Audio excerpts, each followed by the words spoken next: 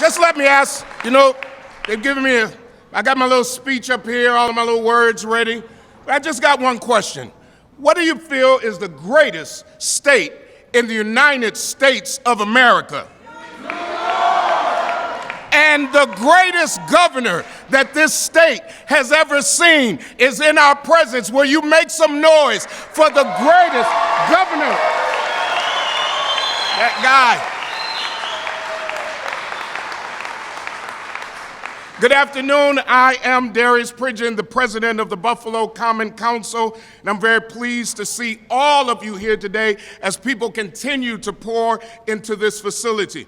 Before we begin, I'd like to take a moment and acknowledge a few of the special guests who have joined us for today's event. Of course, our governor, who we have just mentioned, and also New York State Senator Tim Kennedy. New York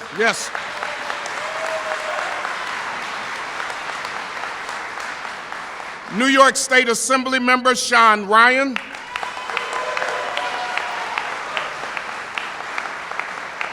City of Buffalo Majority Leader David Rivera. David. City of Buffalo Common Council member Ulysses Wingo. City of Buffalo Common Council member Rashid Wyatt, who's somewhere in the crowd or maybe stepped out. Western New York Area Federation leader Richard Lipsitz.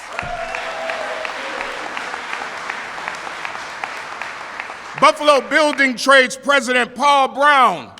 Where's Paul? Some of these folks might be somewhere hidden in the crowd. If you got them under your seat, let them out. City of Buffalo Common Council member Joel Fioletto. Give it up. From our academic side, University at Buffalo President Dr. Satish Tripathi.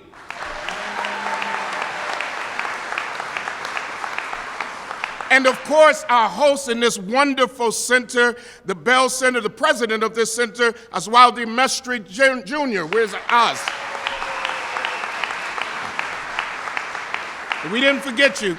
Erie County Legislator Peter Savage. Now, most importantly, you give yourselves a hand for being here.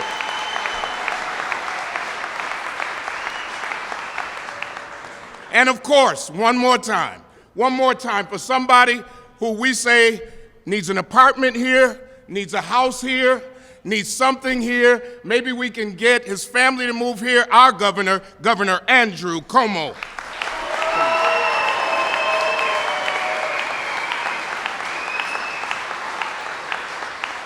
Listen, let's make no doubt about it. Over these last 5 years since he took office, this governor has made coming to Buffalo and working to improve our region one of his highest priorities. It's always a pleasure to have you join us, Governor. It's important to this city, and you have come through with the promises that you promised when you first ran, not to ignore Western New York.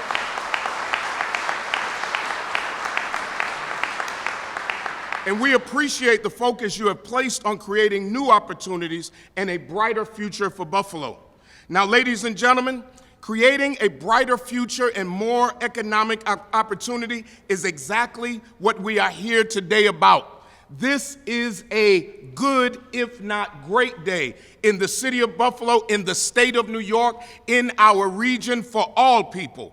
We're here today to continue what has become one of the most crucial pushes, not just for Buffalo, New York, but for communities across this state and this nation. And that is the push for a higher minimum wage.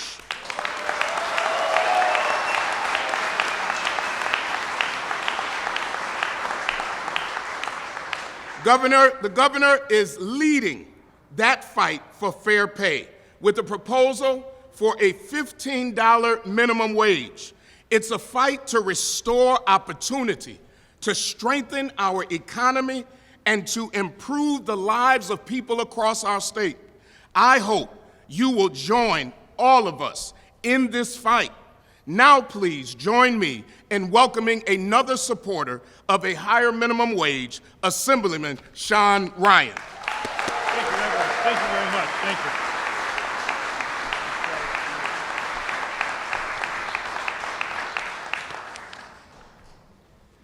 When the governor asked me to speak today, I said yes, but I had one condition. I really wanted to follow Councilman Pridgen because we all know he's just an okay speaker. All kidding aside, let's hear it for Reverend Pridgen. And let's hear it for the $15 minimum wage in the great state of New York. We need to pass the $15 minimum wage to lift thousands of New Yorkers out of poverty. The minimum wage right now, we all know it.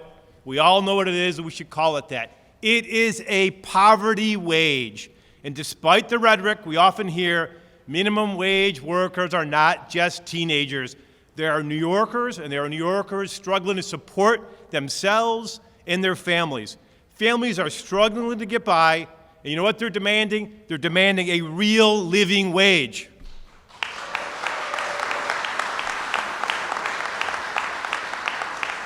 We all know that putting more money into the pockets of the working class will pump more money back into the economy. It's just that simple. This is money that gets spent at gas stations, at grocery stores, and all of our local businesses.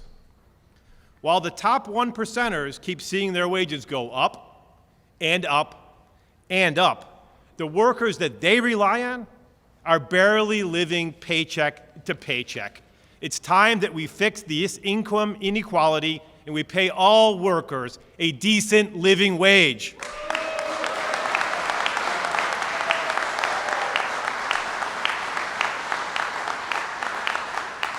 The very same business groups who regularly complain about the cost of government should be excited to see the minimum wage increase because it'll mean fewer people relying on public assistance, on food stamps, and other government safety net programs. Here's what we all know.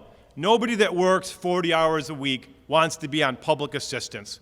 We need to get back to what we used to call the square deal, and that is if you work 40 hours a week, you make that commitment, the job should pay you enough to raise you and your family with dignity.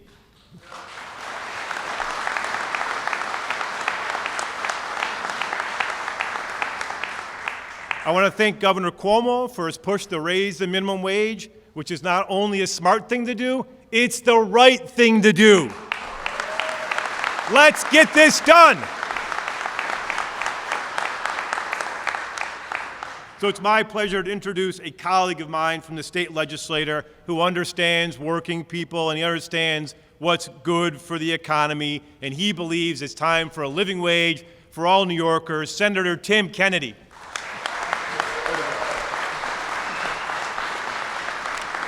Good afternoon, everybody. How's everybody doing today? Is everybody excited to be here or what? Well, welcome, Governor Cuomo, back to Buffalo. Welcome to the Bell Center, the center of it all, right?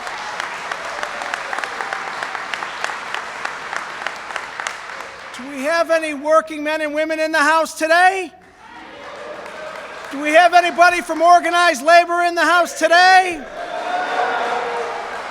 Do we have anybody here that believes in the American dream where someone that works a long 40, 50, 60-hour week, that they should be paid a fair wage for a fair week's work?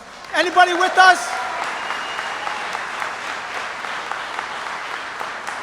Your parents shouldn't have to go to work and work overtime just to make ends meet. Too many people are going to work and they're coming home and living in poverty. Too many people are going to work and they're not able to make ends meet just at home. Too many people are suffering in our community and communities like ours across this state and across this nation because the minimum wage is too low. Who wants to see that minimum wage increase to a living wage in our community and across New York State? And who's going to join with Governor Cuomo and us in the legislature to ensure that this minimum wage becomes a reality? Is anybody here with us?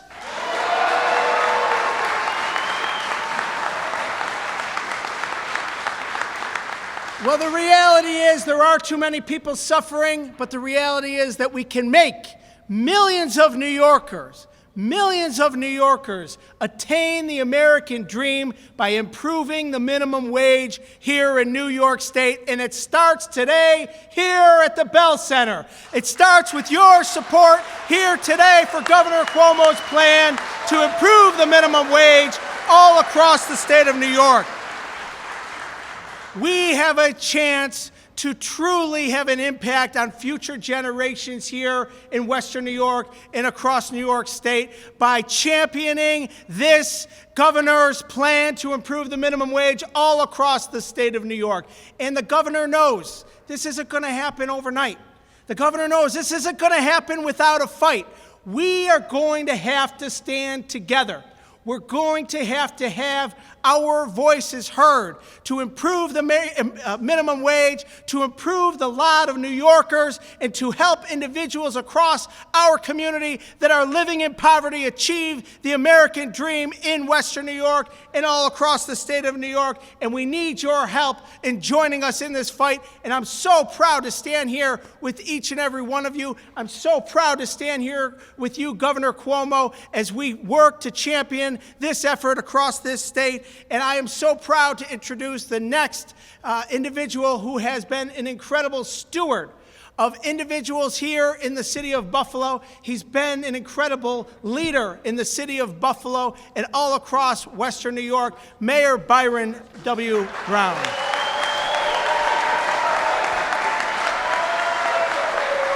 Thank you. Thank you. Thank you very much, Senator Tim Kennedy. Great to be here at the Bell Center. I want to recognize very quickly another soon-to-be elected official, the mayor-elect of the city of Dunkirk, Willie Rosas, who is here with us.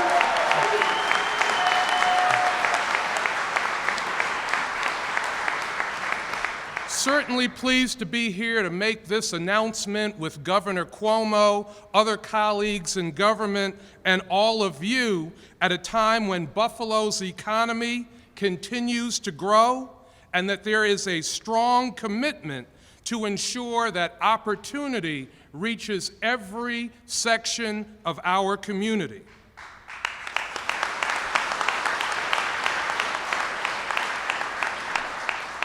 You know, the people of this state, and in particular, our city and state employees, add to the momentum that's currently underway in Buffalo and New York State. In Buffalo, as you all know, over $5.5 billion of economic development is underway, expected to create over 12,000 new jobs in the next few years.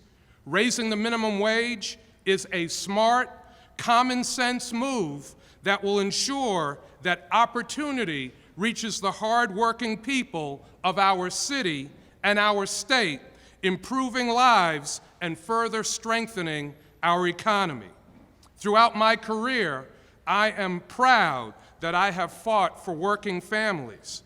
Earlier this year, I had the honor to chair Governor Cuomo's Fast Food Wage Board that recommended an increase in the minimum wage for fast food workers in New York State.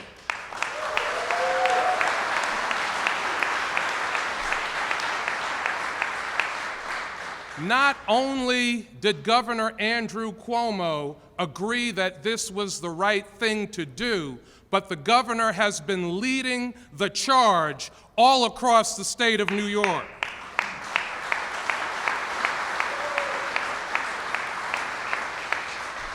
But of course, raising the minimum wage goes beyond just our fast food workers.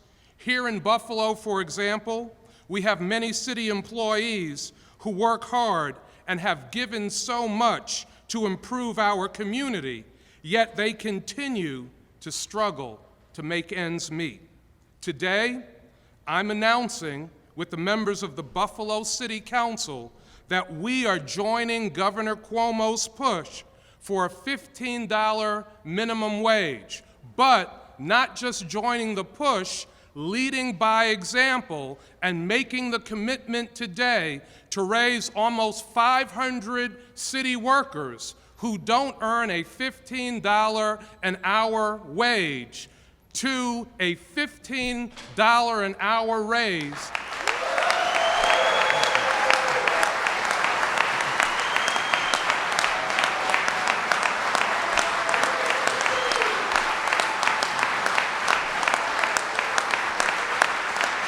Thank you. Thank you.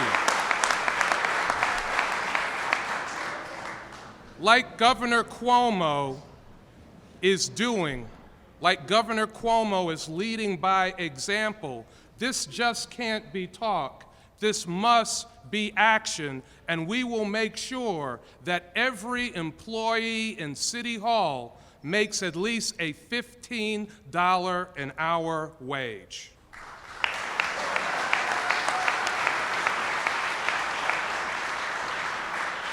We share with Governor Cuomo a vision and a commitment to the hardworking people of our city and state, that those who work each and every day should not live in poverty. Today, I'm proud to continue my fight for working families as I support Governor Cuomo's plan to raise the minimum wage and give our hardworking city and state employees and the people of New York State a wage that honors the work that they do day in and day out so they can support themselves and support their families. Now, ladies and gentlemen, it is my pleasure to introduce a great friend of our city. And I do think this friend has an apartment somewhere in Buffalo. A true partner in Albany, a champion of the hardworking men and women of Buffalo and the state of New York, a leader in the fight for fair pay, our governor, Governor Andrew Cuomo.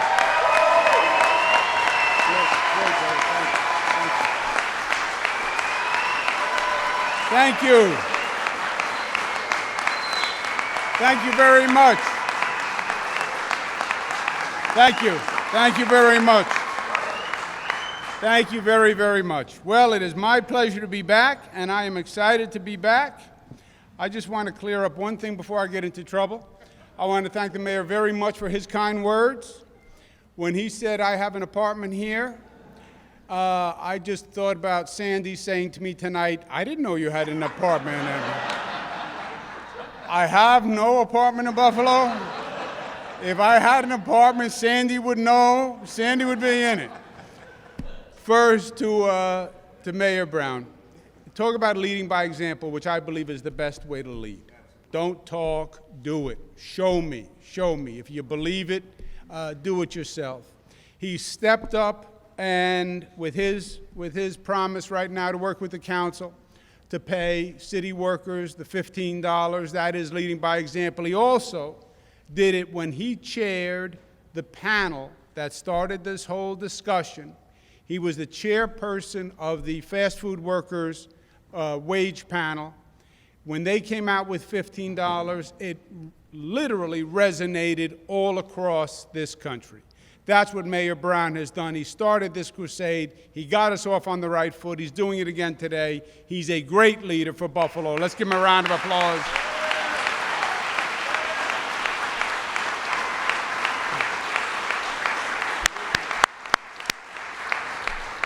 To Reverend Darius Pridgeon, you know I'm the smartest man on the dais, because the smartest man was the man who had the greatest distance between speaking after Darius Pridgeon and his position. But I love having Reverend Pridgeon with us because he brings us the city council and God. What else could you do any better than that? Reverend Pridgeon, pleasure to be with you.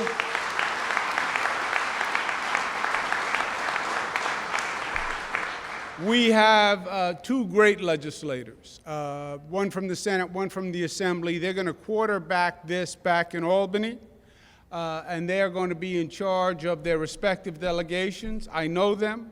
They are great fighters for Western New York, but they're great fighters for justice all across the state. And I know that Assemblyman Ryan and Senator Kennedy are going to get the job done. And I feel assured that we're going to get that legislative support knowing they're on our side. Let's give them a round of applause.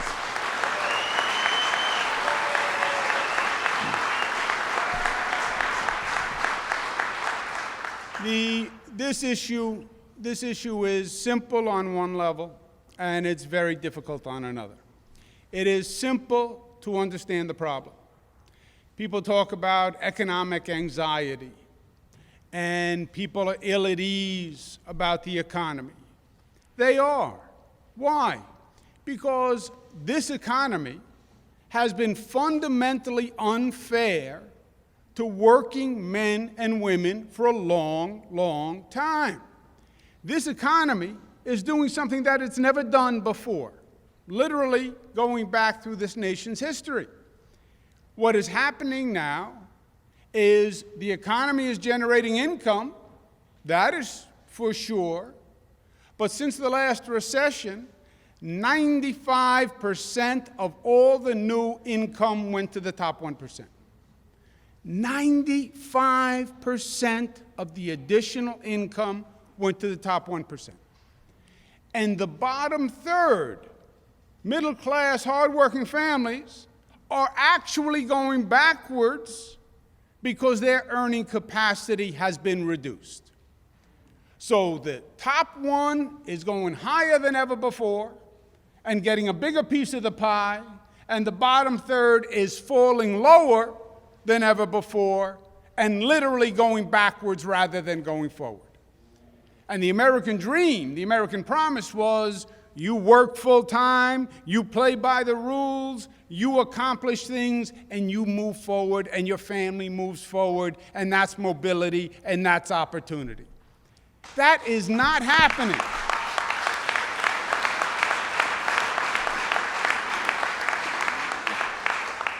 The minimum wage was basically the economic safety net. The minimum wage set the floor. And the point of the minimum wage was exactly what you heard. Minimum wage was started by FDR, great New York governor, great president. FDR said when he set the minimum wage that if you work full time, it should not be a matter of bare subsistence, but you should have a decent living. Not bare subsistence, but a decent living. That was the compact that this country made. With the minimum wage we have today, forget decent living.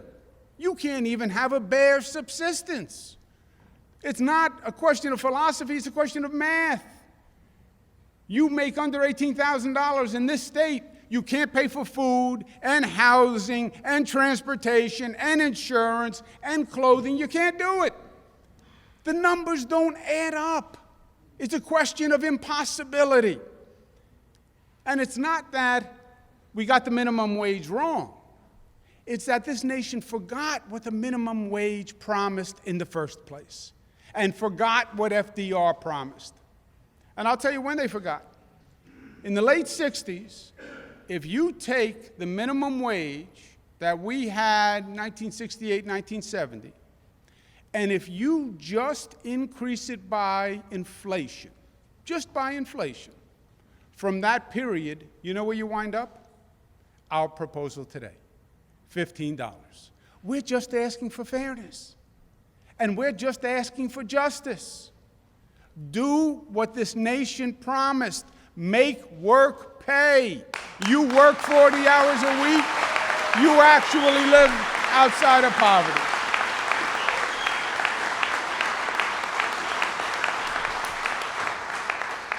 Now, the facts are important because you're going to hear the opposition, and there is going to be opposition, because you're going to have a lot of businesses that say, I don't want to increase the minimum wage because that will decrease my bottom line. And you're going to hear arguments. They're going to say, well, the minimum wage really just goes to kids. And these are high school kids who are working part-time, and that's really who makes minimum wage. That's baloney. About a half of all the workers in this state who earn less than $15 a year are over 35 years old.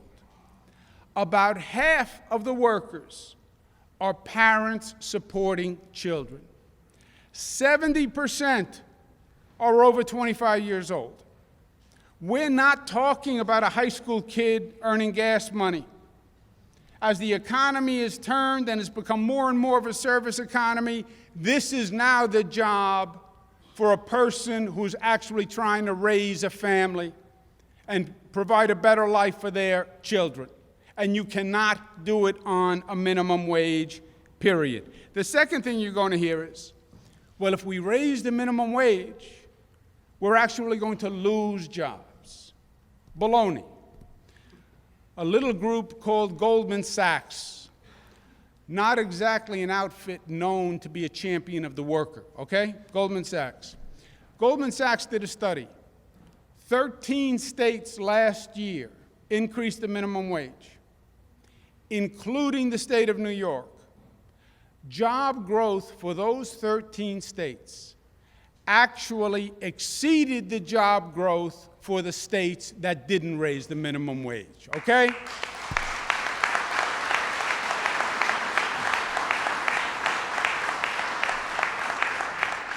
So they're just not right on the facts. And then when you hear our opponent say, well, government has no place in the private market. Government shouldn't interfere with businesses. You know how they love to say that? Here's the fact, which is the fact that Mayor Brown brought out on his panel. McDonald's and Burger King, fast food companies, they pay their workers the minimum wage. You know what happens when they pay their workers the minimum wage? In their state, they are still below the poverty level, which means they still qualify for welfare. So Burger King, McDonald's, pays them the minimum wage. They come to the state, they're still below poverty. On average, we give the worker $6,800 in welfare payments because McDonald's and Burger King hasn't paid them enough money to get them out of poverty. We subsidize it to the tune of $6,800. When you add up what we spend just for fast food workers, $700 million a year in subsidies for fast food workers. And you want to talk to me about government interfering in the private sector? This is a scam, my friends. This is the mother of all corporate loopholes.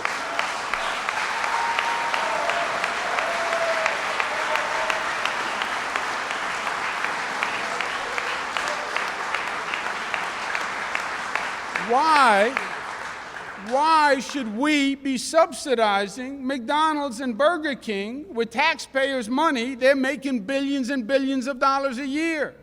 And when you add up, it's not just fast food workers.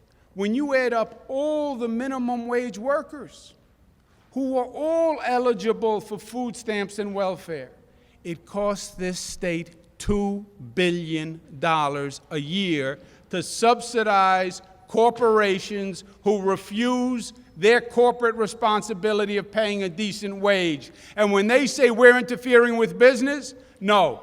Business is stealing from the taxpayers of this state. And I say, raise the minimum wage and let's do a $2 billion tax cut and give that money back to the taxpayers.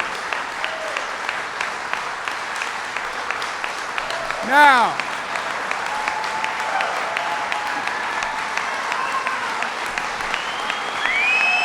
is exactly right.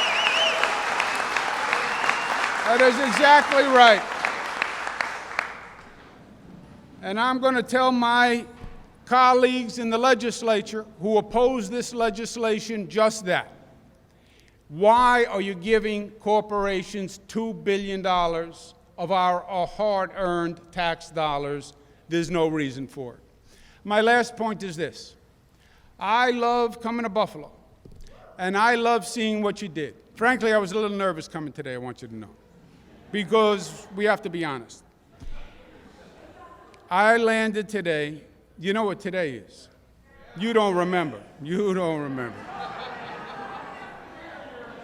You don't remember? This is the anniversary of the snowstorm of all snowstorms. This is the anniversary of snow like you can't imagine snow. I came to Buffalo to visit this time last year. I was here for almost a week. All that snow, my feet did not thaw out until May last time I came. So I was very nervous coming in today. And if I saw any flake fall, I'll tell you the truth, I was going to turn around and leave. I love coming to Buffalo. And I love seeing what you have done. It has been such an inspiration, not just for the people of Buffalo, and not just for the people of Buffalo who had given up hope a long time ago and thought that Buffalo was never going to turn around. And you restored hope for all of them, which is beautiful to see. I can't tell you how many people have come up to me and said, you know what, I thought it was over. I thought the best was behind us. And now I'm more excited than ever before. And it's just so beautiful to see the gift of hope that you've given to people. It's beautiful to see the gift of hope that you've given to people all across upstate New York who look at Buffalo and knew you were in deep economic trouble.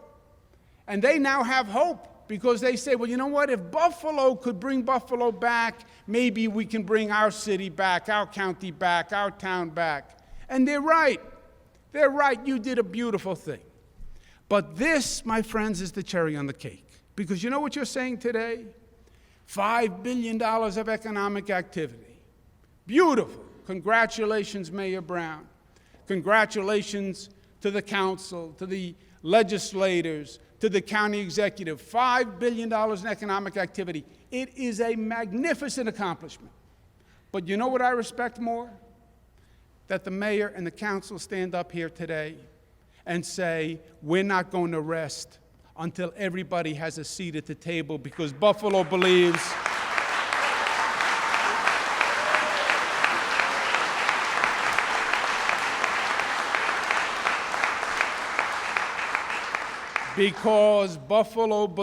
the greatest feast is when everyone has a seat at the table and everyone can share in that feast. And Buffalo is saying bringing back the economy is not enough. It has to come back for every man, woman, and child. And opportunity is universal. And our principles of that new foundation and that new economy are fairness and justice. And fairness and justice dictate raising the minimum wage for everyone. So hope is there for everyone. And the future for everyone in Buffalo is going to be brighter than it ever has been before. That's what we're talking about today. That's what we're going to make happen, and Buffalo's going to lead the way. Thank you, and God bless you.